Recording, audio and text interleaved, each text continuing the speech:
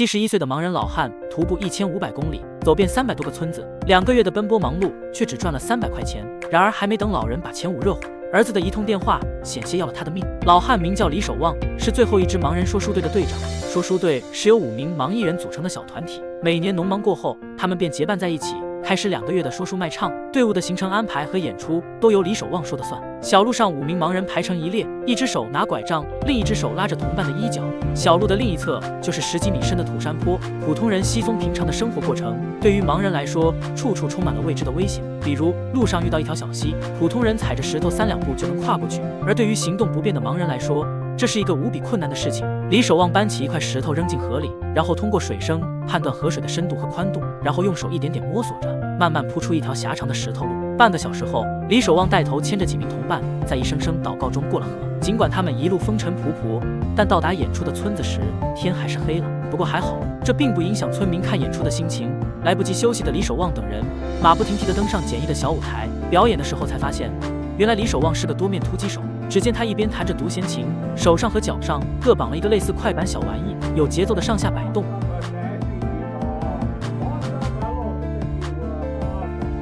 伴随着一曲幽默诙谐的方言小调，台下的村民听得眉开眼笑。然而，正当演出圆满结束时，村支书临时变卦，演出费由说好的400元变成了200元。李守望没说话，只是默默地向村支书递烟。32算出来，这个还长时间了，什么这来说完了，那这里开2又开1盘，再又到了这2又开1盘，这就是够去赚的。然而村支书却没管那么多，强硬地扔下200块钱就走了，留下沉默发呆的5人。他们本是弱者，没有一点反抗能力。为了表达他们心中的抗议，一行人就这样在炕上呆坐了1夜。第2天，村支书的妻子发现他们还没有走，张口便发了几句牢骚。这为什么就给咱小弟我们去，咱就给咱产谁，咱就还要咱看多少地费还不个警察，那谁不让谁，收地费的让的了。话轻飘飘在嘴上，但刺耳的词语让众人当头一棒，一个个耸拉着脑袋，有心想为自己辩解，最终却只能咽下所有不甘和委屈，带着200块钱悻悻离去。作为盲人说书的队长，李守望的心里又愧疚又不是滋味。面对镜头，李守望或许可以发泄心中的不平等和各种委屈，但他什么都没有说。其实李守望并不是天生的盲人，4岁时不幸得了眼疾，家里人不带他去看医生，反而四处求神拜佛，耽误了治疗时间，最终演变成失明。在机缘巧合下，李守望19岁时拜了一位盲人师傅，学会了说书，靠这门手艺养活了自己。这一晃便是50多年。由于身体上的缺陷，一直到40岁才娶了一个有精神疾病的老婆，从而生下了1儿1女。唯一让人痛心的是，女儿和母亲一样患有精神疾病，如今儿女已经长大，儿子去外地做了上门女婿，女儿也嫁给了一个有肺结核的男人。自从老婆去世后，李守望一直过着一个人的生活，对儿女的思念成了老李唯一的精神寄托。虽然看不见，但累的时候把儿女照片悄悄拿出来摸摸，对他来说就算是一种慰藉了。其实老李一直是盲人队伍里的榜样，虽然双目失明，但是擀面做饭、收拾家务，他样样做得不比正常人差。有时还能帮村民把草种地，自己背着几10斤的柴火走山路也难不倒他。虽然收益微薄，但平时省吃俭用，生活倒也过得潇洒。他唯一的软肋就是一双儿女。这天儿子打电话来说媳妇摔断了腿，向老李借5000块钱。即便信号不好，李守望站在石磨上，高举着手机，让儿子一定放心，满口答应钱的事情他来办。答应下来简单，办起来难，把家里的东西全卖了，他也凑不出来5000块钱。于是他想起来了自己的妹妹。一大早，李守望背着个双肩包就出门了。等到了妹妹家时，天已经黑了。虽然妹妹家不仅不富裕，还是个无保户，但能给李守望借钱的也只有妹妹了。没办法，他只能硬着头皮开口。养一个，但是后这个就小馆这个养一个的，哪里的有吃吃的这个，这个养还不会提完，到底该再爬再上1-2万块钱，儿子2万块钱也会，再爬了没办法。好心的妹夫表示理解，虽然自己家过得也很拮据，但他们还是从塑料袋拿出了全部的积蓄2000块钱，剩下的3000块钱，老李以1分5的利息向邻居借够了。第2天一早，老李赶紧把钱给儿子汇过去。呀，就是给这打过来，处理这个这汇地方啊。收到钱的儿子也非常高兴，说今年会带儿媳、孙女一起回家过年。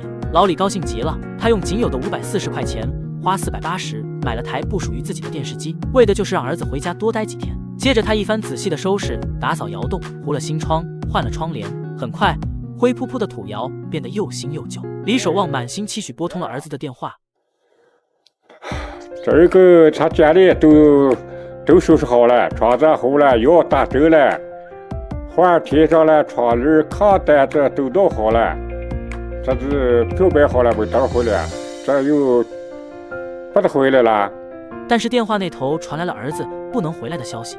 李守望听到这里，心里空落落的，着急地询问儿子是不是上次打的钱不够，不够的话再给你凑。儿子却敷衍2句挂了电话。除夕夜陪伴他的只有那台对盲人来说最没用的电视机，而电视剧里正在播放着留守童想念爸爸妈妈的诉求。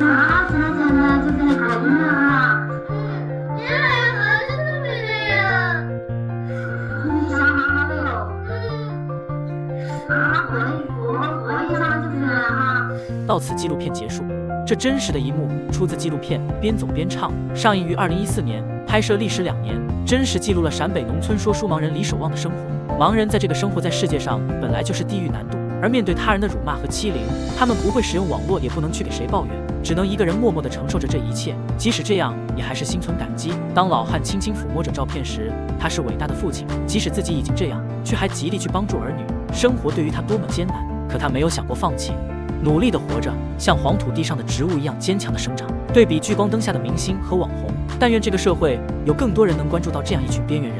什么人做的鸟笼竟然要卖200万？眼前这个镶嵌着金丝的笼子，就是非遗传承人张大兴做的川派鸟笼。在某宝上花200块就能解决的问题，他凭什么要200万呢？这都要归功于他发明的嵌丝工艺，用其制作出来的鸟笼精美绝伦。细看之下，就连面条粗细的笼丝也是由8层不同的材料镶嵌进去的。而想要达到这种效果，对于材料的选择尤为重要。张大兴选用3到5年的斑竹或楠竹，将其阴干2年半以后，用刀将竹子的皮刮去，检查竹子的内部有没有虫蛀和斑点。这块4厘米宽的竹子就是制作鸟笼大圈的材料。接下来用明火对其加热，等竹子变软之后，张大兴徒手把它掰成圆形。而在这个过程中没有机器测量，全凭手艺人的经验与感觉。接着用锯子将大圈多余的部分锯开一道斜口，连接时不仅能增大接触面积，还可以防止后期开裂。为了让接口更加紧密，张大兴又在竹子上打孔，并插入销钉，然后把它们连接起来。这种互嵌式的双接口就是川派鸟笼特有的做法。完成这一步，接下来就可以制作笼丝了。每一根笼丝都必须手工制作，然而笼丝的直径只有2毫米，如何让几十根笼丝的弯曲度保持一致，在烤丝时十分考验手艺人对火候的掌握。然而这对于张大兴来说并不是最难的。接下来他将竹片分割成条，然后用小刀把竹条的带青部分与竹身分离，接着再把带青竹条慢慢刮成比纸还薄的长条。整个过程他必须小心翼翼，屏住呼吸，最后把比纸还薄的青条一点一点镶嵌到笼丝上。这就是他自创的嵌丝工艺。他曾叫价200万的鸟笼华兴 A88 就是使用了嵌丝工艺，只不过把竹青换成了金丝。接下来将制作好的大圈进行打孔，每个孔的间隔误差不能超过 0.3毫米，从顶心开始，自上而下，一孔一丝。穿孔时的手法要柔中带刚，善用巧劲。装上笼门，然后装上笼爪和底座，这样一只精美无比的川派鸟笼就制作完成了。因为没有使用100年老竹，也没有用金丝镶嵌，无法像华兴 A88 一样标价200万，所以这个鸟笼张大兴打算卖2万元。你们觉得值吗？这是一门即将消失的硬核老手艺。80多岁的老师傅冒着烫伤自己也烫伤顾客的风险，将一把烧红的火钳不停地在顾客头上翻滚，缕缕白烟夹杂着烧猪毛的味道扑鼻而来。老师傅来回忙活30多分钟，却只收了4块钱。这就是上世纪最流行的烫发手艺——火钳烫发，又叫打火夹。和动不动就让你办卡的理发店不同，虽然看着挺危险，但仅需4块钱的价格，托尼老师傅就能给你烫出各种潮流发型。这种烫头方法不需要任何的化学药水，既对人体无害，头发一旦烫好，还可以维持3个月，风吹不散，秒杀高档洗剪吹。但如今伴随着各种烫发技术的兴起，这门手艺却快要消失。在四川省金门镇，83岁的王维美已经坚守火钳烫发50多年，曾经5分钱一次的烫发，这么多年也才涨到4块钱一次。火钳烫发只需要一把剪子、一把梳子和一把名叫打火夹的铁钳。每当有顾客想要烫发时，王师傅就会将打火夹放进炉子里，烧红，将其取出后，然后把夹子的一头放入水中降温冷却，随后一手拿着火钳，一手拿着梳子，熟练地在客人头发上来回翻动。火钳烫发这门手艺虽然看起来简单，但操作起来不仅需要娴熟的技术，还需要有一定的勇气。火钳的温度极高，和头发接触时的动作要快，如果动作慢了，就会将客人的头发烧断；动作太快，又会导致烫不出合适的发卷。所以这十分考验老师傅对于火候的把握。随着王师傅的动作，客人的头发上不时冒出缕缕白烟，并伴随着一股焦糊味。烫完后洗头吹干定型，便大功告成。洗剪吹烫才收4块钱，既方便又实惠。来找王师傅的顾客大部分都是周边的老头老太太，对于他们来说，王师傅精湛的手艺和低廉的价格早已成为他们的生活习惯。现如今会这门手艺的人已经不多了，会做打火夹的老铁匠更是不好找。王师傅现在只剩下3个打火夹，用坏就没有了。王师傅也上了年纪，不知道还能再干几年。这项手艺无人传承，将来注定会消失，真的就是看一眼少一眼。最后，你们敢不敢尝试这种烫发呢？358团楚云飞一句山西菜不入流，算是把山西人钉在了中国美食的耻辱柱上。每一次聊到8大菜系，山西网友就急得直拍大腿，试图向全国人民证明自己。但一波操作猛如虎，端上来的却是一排面，刀削面、剔筋儿、油面靠姥姥、不烂子。10道菜里9道是纯碳水，唯一1道带肉的过油肉还得就着俩花卷吃。别的菜系是在做菜，山西菜这简直是在搞碳排放交易。这也难怪外地人吐槽，跟山西菜比起来，麦当劳都算得上是清淡的减脂餐。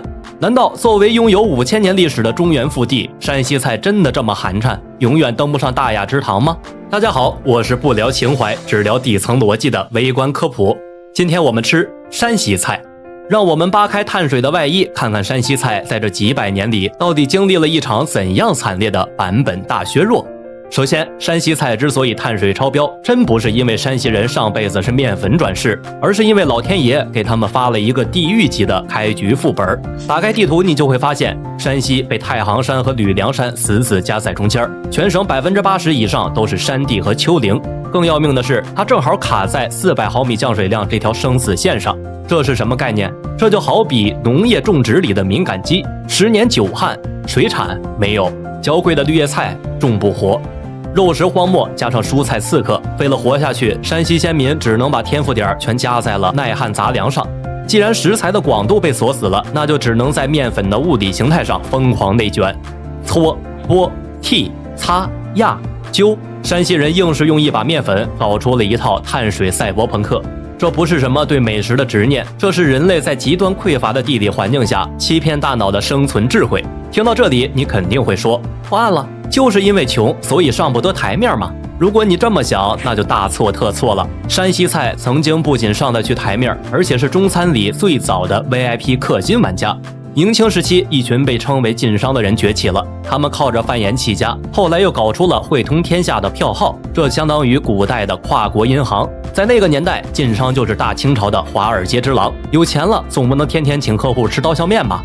为了商务宴请的牌面，晋商们利用自己遍布全国的物流网络，开启了疯狂的食材代购模式。辽东的海参、江南的鲜笋、塞外的驼峰，全被运回了山西。太谷曹家、祁县乔家这些超级大户搞出了著名的88海碗宴、百鸟朝凤宴，一顿饭88道菜，16炒16烩，什么名贵吃什么。那个时候的山西高级定制菜融合了鲁菜的火候、粤菜的食材，再配上山西特有的陈醋提鲜，那牌面连紫禁城里的皇上看了都得咽口水。可以说，在晋商的巅峰期，山西菜早就满级神装、傲视群雄了。但是命运给山西菜开了一个巨大的玩笑。随着大清朝的覆灭，晋商这个超级财团由于和封建朝廷深度绑定，直接被时代的车轮碾成了粉末。简单来说，就是金主爸爸破产了。紧接着是连年的军阀混战和1928年那场饿死几百万人的特大旱灾。在这个时代大崩盘中，山西菜遭遇了史诗级的版本削弱。饭都吃不饱了，谁还有心思去会海参、炖熊掌？那些服务于晋商的高端酒楼纷纷倒闭，掌握着顶级融合菜手艺的大厨流落民间，甚至绝代。高端宴席的生态链被彻底切断，山西人的餐桌被迫从满汉全席一夕之间退回到了保命要紧的满汉全席。那些上得了台面的硬菜就这样被埋没在了历史的废墟里，只剩下一碗碗扎实的面条陪着山西人熬过苦难。那么到了今天，大家都有钱了，山西菜为什么还是打不进北上广深的顶级商圈？